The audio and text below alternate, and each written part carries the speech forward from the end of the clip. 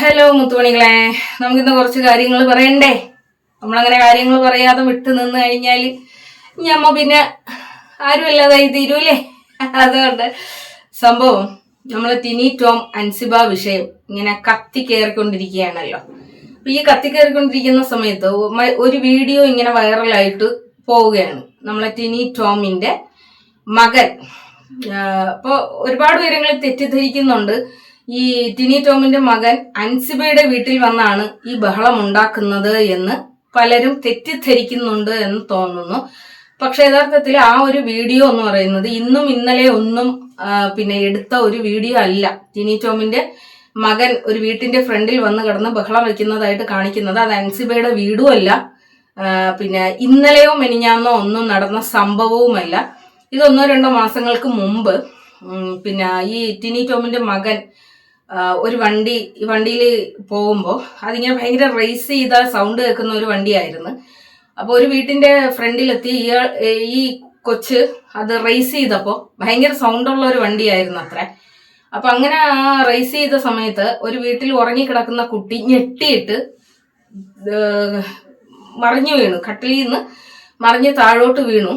അപ്പൊ അതിന്റെ അച്ഛനാണ് പുറത്തേക്ക് ഇറങ്ങിയിട്ട്, എടാ മോനെ ഇങ്ങോട്ട് വാ, നീ എന്തിനാണ് ഇങ്ങനെ റേസ് ചെയ്തിട്ട് വണ്ടിയൊക്കെ ഓട്ടിക്കുന്നത്? അടുത്ത് വയസ്സായ ആളുകൾ കാണും, കുട്ടികൾ കാണും, അപ്പൊ അവർക്കൊക്കെ ഇത് വലിയ ബുദ്ധിമുട്ടാവും, അപ്പോൾ നീ അത് നോക്കിയിട്ട് ഓട്ടിക്കണം എന്ന് പറഞ്ഞപ്പോൾ ശരിക്ക് ടിനി ടോമിന്റെ മകൻ ഭയങ്കര റേസ് ചെയ്ത് സംസാരിക്കുകയുണ്ടായി. അപ്പൊ ആ ഒരു വീഡിയോയാണ് സത്യത്തില് ഇപ്പൊ കാണുന്ന ആ ഒരു വീഡിയോ എന്ന് പറയുന്നത്. അതുപോലെ തന്നെ ആ വിഷയം, അതായത് ഒരു കുട്ടി മറിഞ്ഞടിച്ച് വീണ ഒരു വിഷയം ഉണ്ടല്ലോ. ഈ പുള്ളിക്കാരൻ വണ്ടി ഓട്ടിച്ചുകൊണ്ട് പോകുന്ന സമയത്ത് റേസ് ചെയ്തപ്പോൾ ആ റേസിന്റെ സൗണ്ട് കേട്ട് മറിഞ്ഞടിച്ച് വീണ ആ കുട്ടിയുടെ അച്ഛൻ അവിടെ അടുത്ത് തന്നെ ഉള്ള ഒരു പോലീസ് സ്റ്റേഷനിൽ ചെന്ന് കംപ്ലൈന്റ് ചെയ്തിട്ടുണ്ടായിരുന്നു. ഈ കംപ്ലൈന്റ് ചെയ്ത സമയത്ത് സാധാരണ നമ്മൾ പോലീസ് സ്റ്റേഷനിൽ ഒരു കംപ്ലൈന്റ് എന്ന് പറഞ്ഞുകൊണ്ട് പോകുമ്പോൾ ആ കംപ്ലൈന്റിന് വാല്യൂ എത്രയാണ് എന്നുള്ളത് പോലീസുകാർ ചെക്ക് ചെയ്യും. പിന്നെ അത് കേസാക്കണോ വേണ്ടേ എന്നൊക്കെ ഉള്ളത് പോലീസുകാർ എൻക്വയറി ചെയ്യുന്നതിനനുസരിച്ചിട്ടായിരിക്കും അതിന്റെ കേസും കാര്യങ്ങളൊക്കെ പോകുന്നത്. എന്തുകൊണ്ടോ അന്ന് അത് കേസൊന്നും ആയിട്ട് എടുത്തിട്ടുണ്ടായിരുന്നില്ല. അതിപ്പോ ഈ കുട്ടിയുടെ അച്ഛൻ പറയുന്നത് ടിനി ടോമിന് വലിയ പിടിപാടുണ്ട്, അതുകൊണ്ടാണ് അന്ന് അത് കേസാക്കാത്തത് എന്നൊക്കെയാണ് പറയുന്നത്. ശരിക്കും അതൊരു അബദ്ധമായിരിക്കാം. ഇവിടെ ഇങ്ങനെ ഒരു കുട്ടി കിടക്കുന്നു എന്നുള്ളതൊന്നും പുള്ളിക്കാരൻ അറിയുന്നില്ലല്ലോ. അപ്പൊ അത്രയും റേസ് ചെയ്ത്, നമ്മളിപ്പോ റോട്ടിൽ കൂടി ഒരു വണ്ടി ഓട്ടിക്കുമ്പോൾ അത്ര റേസ് ചെയ്ത് അത്ര സൗണ്ട് ഉണ്ടാക്കിയിട്ട് പോകാനും പാടില്ല. അപ്പൊ എന്തുകൊണ്ടായാലും ആ ഒരു കേസൊന്നും ആയിട്ടുണ്ടായിരുന്നില്ല. അത് മാത്രമല്ല, പുള്ളിക്കാരൻ വേറെ ഏതോ ഒരു കാറുമായിട്ട് പോകുന്ന സമയത്ത് ഇപ്പോ ലേറ്റസ്റ്റ് ആയിട്ട് വരുന്ന ഒരു വാർത്ത എന്ന് പറയുന്നത് ടിനി ടോമിന്റെ മകനെ MD കഞ്ചാവുമായിട്ടൊക്കെ എവിടെ പിടിച്ചിട്ടുണ്ട് എന്നൊക്കെ പറയുന്നുണ്ട്. ആ കേസും പോലീസ് സ്റ്റേഷനിൽ എത്തിയിട്ടുണ്ടായിരുന്നു. അതും വലിയ അതെന്തോ എത്രയോ ഗ്രാമിൽ കൂടുതൽ വെച്ചാലേ അത് കേസാക്കാൻ പറ്റുള്ളൂ എന്നൊക്കെ പറഞ്ഞിട്ട് ആ കേസും അങ്ങനെ അങ്ങ് തേഞ്ഞു മാഞ്ഞു പോവുകയാണ് ചെയ്തത്. അപ്പൊ അതൊക്കെ ഈ വീഡിയോയിൽ ഇങ്ങനെ പറയുന്നുണ്ട്.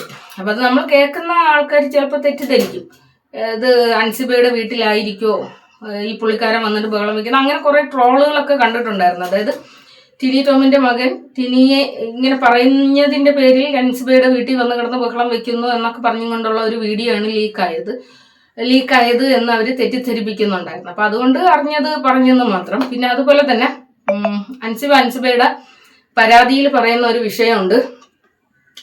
ഈ ഒരു വിഷയം ടിനി ടോമുമായിട്ടുള്ള വിഷയം, ടിനി ടോം ഇവരെ ആത്മാഭിമാനത്തിനെ പോറലേൽപ്പിക്കുന്ന തരത്തിൽ ഓരോ വിഷയങ്ങൾ ഉണ്ടാക്കുന്നു എന്നുള്ളത് അൻസിബയുടെ പരാതിയാണ്.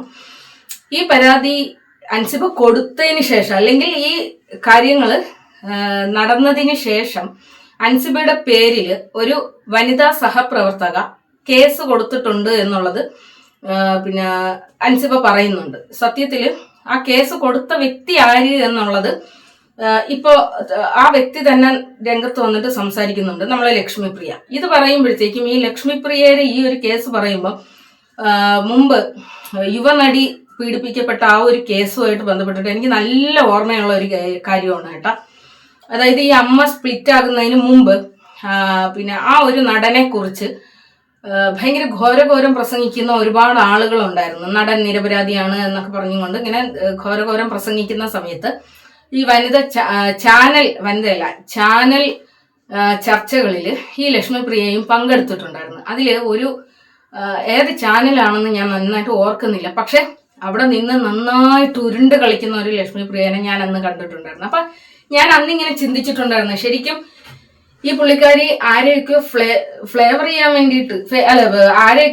ചെയ്യാൻ വേണ്ടിയിട്ട് ഇങ്ങനെ പറയുന്നതായിട്ട് എനിക്ക് ഫീൽ ചെയ്തിട്ടുണ്ടായിരുന്നു. അതേ പുള്ളിക്കാരി ഇപ്പൊ വന്നൊരു എക്സ്പ്ലനേഷൻ വീഡിയോ ഇട്ടിട്ടുണ്ട്. ആ എക്സ്പ്ലനേഷൻ വീഡിയോ കേൾക്കുമ്പോൾ ശരിക്കും അതേ ഒരു ഫേവർ ചെയ്യാൻ വേണ്ടി മനഃപൂർവ്വം ആ ഒരു വീഡിയോയിൽ പുള്ളിക്കാരി ഇങ്ങനെ പറയുന്നുണ്ട്, എൻ്റെ മകളുടെ സ്ഥാനത്താണ്, എൻ്റെ പ്രായം കൊണ്ട് എൻ്റെ മകളാകാൻ വേണ്ടിയിട്ട് അവൾക്ക് പ്രായമില്ല എങ്കിലും ഞാൻ എൻ്റെ മകളെ പോലെ കാണുന്ന ആ ഒരു സ്നേഹവും വാത്സല്യവും ഒക്കെ കൊടുക്കുന്ന ഒരാളാണ് എന്ന് പറയുമ്പോഴും ശരിക്കും എനിക്ക് ആ വാക്കാണ് എനിക്ക് ഭയങ്കര അലോസരമായിട്ട് തോന്നിയത്. അതായത് നമ്മളുടെ മക്കൾ എന്ന് തോന്നുന്ന, അല്ലെങ്കിൽ മക്കളെ പോലത്തെ വാത്സല്യം തോന്നുന്ന ഒരാളിൻ്റെ അടുത്ത് ഒരിക്കലും നമ്മളൊരു ചതി ചെയ്യില്ല. നമ്മൾ മക്കളെ പോലെ സ്നേഹിക്കുന്ന ഒരു വ്യക്തിയെ നമ്മളൊരു ചതി ചെയ്യില്ല എന്നുള്ളത് മാത്രമല്ല, അവരെ ബുദ്ധിമുട്ടിപ്പിക്കാൻ വേണ്ടിയിട്ട് നമ്മൾ മനഃപൂർവ്വം ശ്രമിക്കുകയുമില്ല എന്നുള്ളത്. അതില് ലക്ഷ്മിപ്രിയ പറയുന്ന ചില കാര്യങ്ങളുണ്ടല്ലോ, അത് ഇതിപ്പോ സൊസൈറ്റിയിലാണ് നിങ്ങൾ ഈ ഒരു മെസ്സേജ് കൊടുക്കുന്നത്. ഇത് കേൾക്കുമ്പോൾ ഒരു സ്ത്രീ എന്നുള്ള നിലയിൽ എനിക്കൊന്നും ഒരിക്കലും അക്സെപ്റ്റ് ചെയ്യാൻ വേണ്ടിയിട്ട് പറ്റാത്തൊരു കാര്യമാണ് ലക്ഷ്മിപ്രിയ അവിടെ പറഞ്ഞു വെക്കുന്നത്. ലക്ഷ്മിപ്രിയ എന്ന് പറയുന്ന ഒരു ക്യാരക്ടർ തന്നെ നമ്മൾ ബിഗ് ബോസിലൊക്കെ കണ്ടതാണ്. വളരെ ഇറിറ്റേറ്റീവ് ആയിട്ടുള്ള ഒരു നിലപാടില്ലാത്ത ഒരു പുള്ളിക്കാരിയായിട്ടാണ് എനിക്ക് ഫീൽ ചെയ്തിട്ടുള്ളത്. അതേ ഒരു നിലപാടില്ലായ്മ, അന്തസ്സില്ലായ്മ എന്ന് തന്നെ വേണമെങ്കിൽ പറയാം. അതായത് പുള്ളിക്കാരി വന്നിട്ട് അതിനെ എക്സ്പ്ലെയിൻ ചെയ്യാൻ വേണ്ടിയിട്ട് അതിനൊരു മുഖമുര ഇടുന്നത്, എൻ്റെ മകളെ പോലെ ഞാൻ ഇഷ്ടപ്പെടുന്ന ഒരു കുട്ടിയാണ്, എൻ്റെ വീട്ടിൽ വരുന്ന ഒരു കുട്ടിയാണ്, ഞാനും അവരും ഒക്കെ ഒന്നിച്ച് പുറത്തു പോകുന്ന ഒരു കുട്ടിയാണ് എന്ന് പറഞ്ഞിട്ട് അവർ പറഞ്ഞ ആ ഒരു എക്സ്പ്ലനേഷൻ ഒരിക്കലും ഒരു സ്ത്രീ എന്നുള്ള നിലയിൽ എനിക്ക് അംഗീകരിക്കാൻ വേണ്ടിയിട്ട് പറ്റുന്നതല്ല. അതിൽ ആ പുള്ളിക്കാരത്തി പറഞ്ഞിരിക്കുന്ന ഒരു കാര്യം എന്ന് പറയുന്നത്, അൻസിബ ഒരു ദിവസം രാത്രിയിൽ ഇവർക്കൊരു മെസ്സേജ് ഇട്ടു. ഇവരുടെ ഫോണിലേക്കാണ് ആ മെസ്സേജ് ഇടുന്നത്. ഈ മെസ്സേജ് ഇട്ടതിന് ശേഷം ആ മെസ്സേജ് എന്താണ് എന്ന് കേട്ടതിന് ശേഷം പുള്ളിക്കാരി അൻസിബേനെ വിളിക്കുന്നു. അൻസിബേനെ വിളിച്ചപ്പോൾ അൻസിബ പറഞ്ഞ്, ഞാൻ കുറച്ച് തിരക്കിലാണ്, ഞാൻ പിന്നെ നിങ്ങളെ വിളിച്ചോളാം എന്നൊക്കെ പറഞ്ഞുകൊണ്ട് ഒഴിവാക്കിയതായിരിക്കാം. അല്ലെങ്കിൽ ഇതിപ്പം ഇവരോട് പറഞ്ഞിട്ട് വലിയ കാര്യമൊന്നും ഇല്ല എന്ന് പറഞ്ഞിട്ട് അവർ ഇഗ്നോർ ചെയ്ത് പോകാൻ വേണ്ടിയിട്ട് ശ്രമിച്ചതായിരിക്കാം. എനിവേ, എന്തായിരുന്നാലും അതിനെക്കുറിച്ച് കൂടുതൽ എക്സ്പ്ലനേഷൻ കൊടുക്കാൻ വേണ്ടിയിട്ട് അൻസിബ തയ്യാറായിട്ടില്ല. അത് കഴിഞ്ഞ് ഈ ശ്രീനി സാറിന്റെ മരണത്തിനോട് അടുപ്പിച്ചിട്ട് ഇവർ വീണ്ടും കണ്ടിട്ടുണ്ടായിരുന്ന ആ ഒരു ടൈമിലാണ് പുള്ളിക്കാരത്തി പോലീസ് സ്റ്റേഷനിൽ പരാതി കൊടുത്തിരിക്കുന്നത്. ഈ പരാതിയുടെ അടിസ്ഥാനത്തിൽ പോലീസ് സ്റ്റേഷനിലേക്ക് പോയ അൻസിബ അവിടെ 3 മണിക്കൂറോളം കാത്തുകുത്തിയിരിക്കേണ്ടി വന്നു.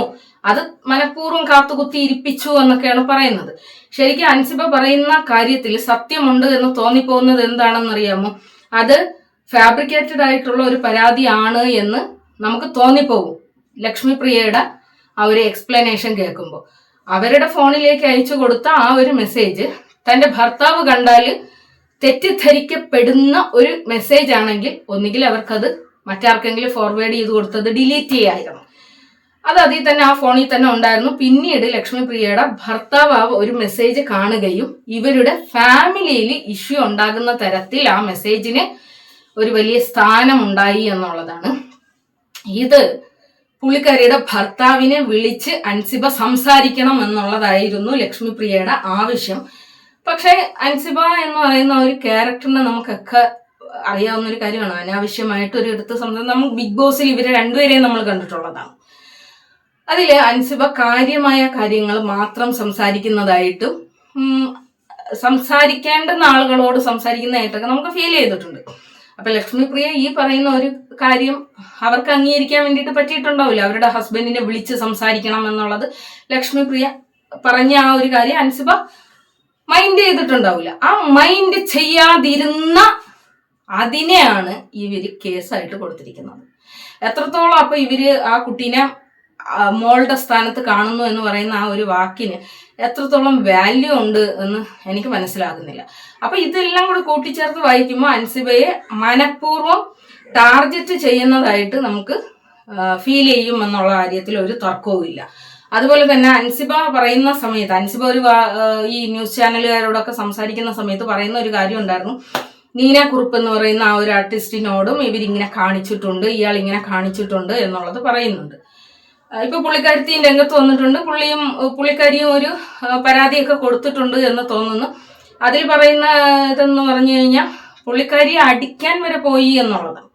അപ്പൊ അതിനൊന്നും ഒരു നടപടിയും ഈ അമ്മ എന്ന് പറയുന്ന സംഘടനയിൽ എടുത്തിട്ടില്ല. അത് വർഷങ്ങളായിട്ട് ആ സംഭവങ്ങളൊക്കെ ഇവരുടെ മനസ്സിൽ മുറിവായി, ഈ സ്ത്രീ സഹപ്രവർത്തകരുടെ മനസ്സുകളിൽ മുറിവായി ഇങ്ങനെ അവശേഷിക്കുന്നു എന്നുള്ളത് ഈ സംഘടന വളരെ വലിയ പരാജയമാണ് എന്ന് തെളിയിക്കുന്നതിന് ഉതകുന്ന കാര്യമാണ്. അതിൽ ഏറ്റവും വലിയ ഒരു ഉദാഹരണമാണ് നമ്മുടെ യുവനടി പീഡിപ്പിക്കപ്പെട്ട സമയത്ത് അവരെ ഒറ്റപ്പെടുത്തിയതും അവരുടെ ആ ഒരു സങ്കടത്തെ കണ്ടില്ല എന്ന് നടിച്ചതും അവരുടെ ആ അപമാനത്തിനെ വെറും ഒരു പുല്ല് വില മാത്രം കൽപ്പിച്ചുകൊണ്ട് ആരും കൂടെ നിൽക്കാതിരുന്നത്. കുറച്ചധികം പെണ്ണുങ്ങൾ മാത്രം അവരുടെ ഒപ്പം നിന്നു, കുറച്ച് നടന്മാരും ഒക്കെ കൂടെ നിന്നു. ഇപ്പോഴും അത് തെളിയിക്കപ്പെടാത്ത ഒരു സത്യമായിട്ട് അങ്ങ് അവശേഷിക്കുന്നുണ്ട്. എങ്കിലും സ്ത്രീകളായിട്ടുള്ള അവരുടെ തന്നെ സഹപ്രവർത്തകര് ഒരുപാട് പേര് ഇത്തരം മാനസിക പീഡനങ്ങൾക്ക് ഇരയായിട്ടുണ്ട് എങ്കിൽ ശരിക്കും ഈ ഒരു സംഘടന കൊണ്ട് യാതൊരു ഗുണവുമില്ല. ഈ ഒരു സംഘടന കൊണ്ട് ആർക്കാണ് ഗുണം? കുറെ ആളുകൾക്ക്, അവരെ ഫേവർ ചെയ്യുന്ന കുറച്ച് ആളുകൾക്ക് മാത്രമാണ് ഗുണം എന്നുള്ളതാണ്. ശരിക്കും എന്തായാലും ഈ ഒരു വിഷയം എന്ന് പറയുന്നത് ഈ 3 കേസും അറിഞ്ഞപ്പോൾ ഒന്ന് പങ്കുവെക്കണമെന്ന് തോന്നിയതാണ് സത്യത്തിൽ. അതേ കണക്ക് നീന കുറുപ്പും ഇപ്പോൾ കേസുമായിട്ട് മുന്നോട്ട് പോകുന്നു. അതുപോലെ തന്നെ ഞാൻ ഇന്ന് നമ്മുടെ ഉഷ പഴയ നടി ഉഷ, കിരീടത്തിലൊക്കെ അഭിനയിച്ച ഉഷയുടെ ഒരു ഇന്റർവ്യൂ എന്തോ ഒരു അഭിപ്രായം പറയുക എന്തോ ചെയ്ത ഒരു വീഡിയോ ഞാൻ കണ്ടിട്ടുണ്ടായിരുന്നു.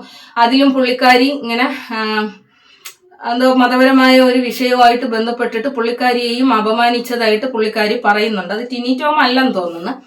പക്ഷെ ഇങ്ങനെ ഒരു സംഘടന ഉണ്ടായിട്ട് മതപരമായും വസ്ത്രത്തിന്റെ പേരിലും അവരുടെ ഒരു വർക്ക് ഏരിയയാണ്, വർക്ക് സ്പേസിൽ അവർ ഇത്തരത്തിൽ ഒരു പീഡനം ഏൽക്കേണ്ടി വന്നിട്ടുണ്ട് എങ്കിൽ സംഘടനയ്ക്ക് ഇതിൽ യാതൊരു ഉത്തരവാദിത്വം ഇല്ലെങ്കിൽ പിന്നെ അങ്ങനെ ഒരു സംഘടന എന്തിനാ? അപ്പൊ അതാണ് ആ ഒരു കാര്യമാണ് ഞാൻ നിങ്ങളോട് ചർച്ച ചെയ്യാൻ വേണ്ടിയിട്ട് വന്നത്. Okay, thank you.